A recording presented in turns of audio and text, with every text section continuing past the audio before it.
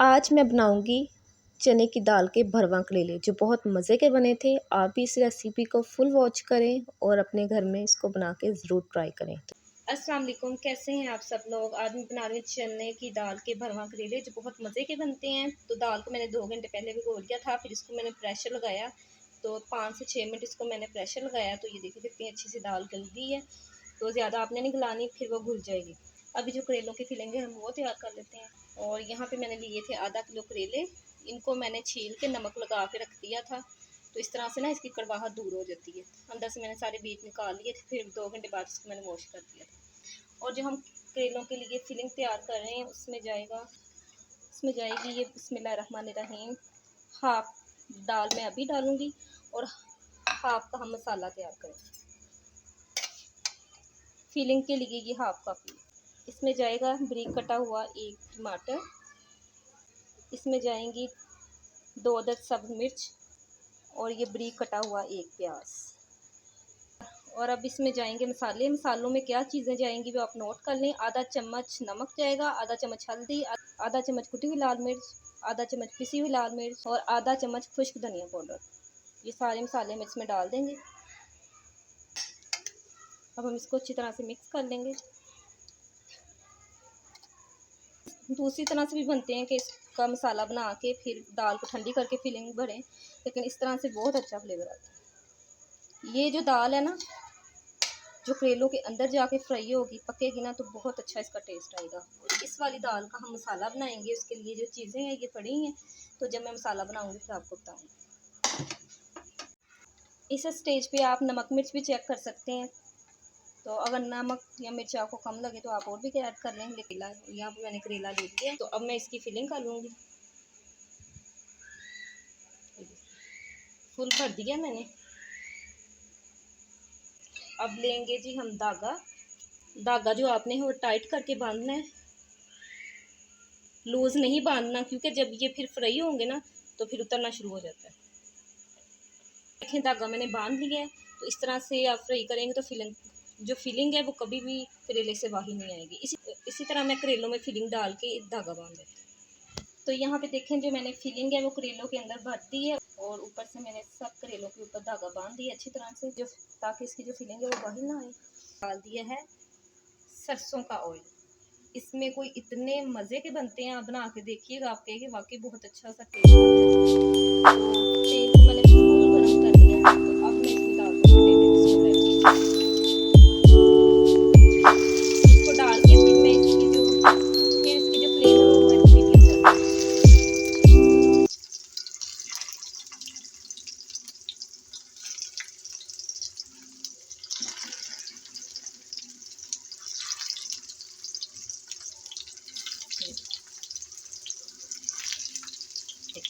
अब मैंने करेले डाल दिए हैं। अब मैं थोड़ी सी फ्लेम जो है इसकी लो कर दूंगी। तो एक साइड पे इसको हमने लाइट सा गोल्डन कलर आने तक पकाना है, फिर हम इसकी साइड चेंज कर देंगे। और यहाँ पे देखें एक साइड जो है करेलों की हो गई। अब मैं दूसरी साइड की पलटा दूंगी। ये देखें सब करेलों की इसी तरह से मैं साइड चेंज कर लूँगी। ज़्यादा हमने डार्क कलर नहीं करना, इससे ज़्यादा हमने डार्क कलर नहीं करना।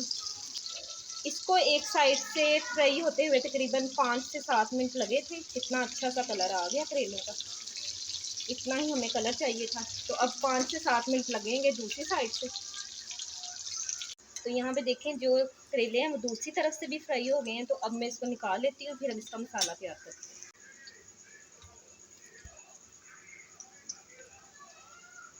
हैं। 2 अदद प्याज, 1 अदद टमाटर, 3 से 4 सब्ज़ मिर्चें। तो अब हम करते हैं मसाला तैयार। बिस्मिल्लाहिर्रहमानिर्रहीम।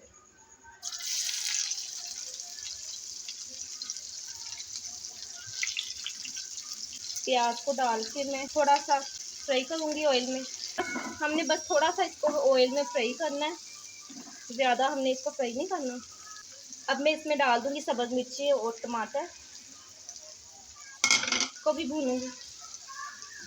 जो दाल थी फिलिंग वाली कुछ वो बच गई है, तो जो दाल मैंने रखी थी इसी में मिक्स कर दूँगी, क्योंकि इसमें सारे मसाले हैं। अगर हमें कम लगे तो हम और भी डाल देंगे।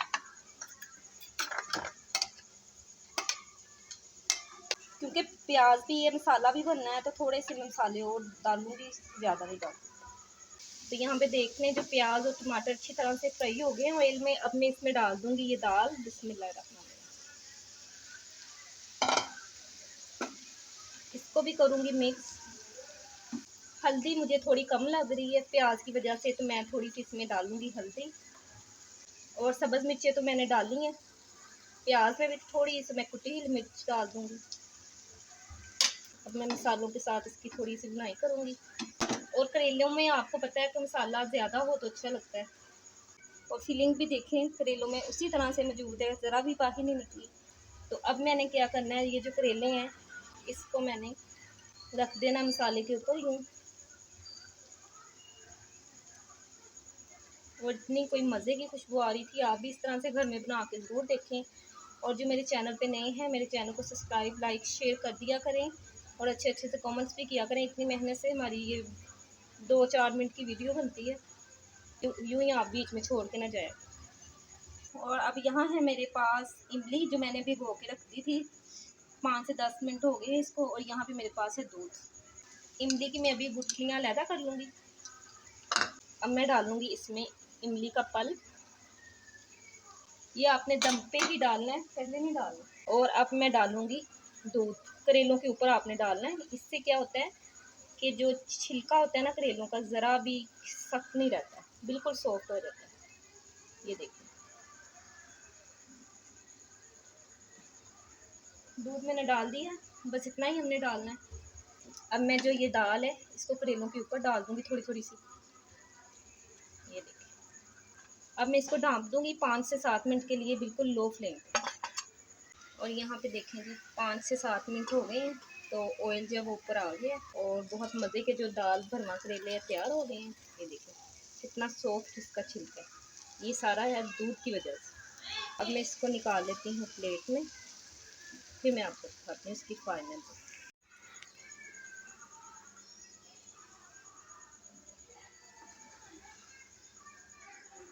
भाप उड़ाते मज़ेदार भरमा करेले।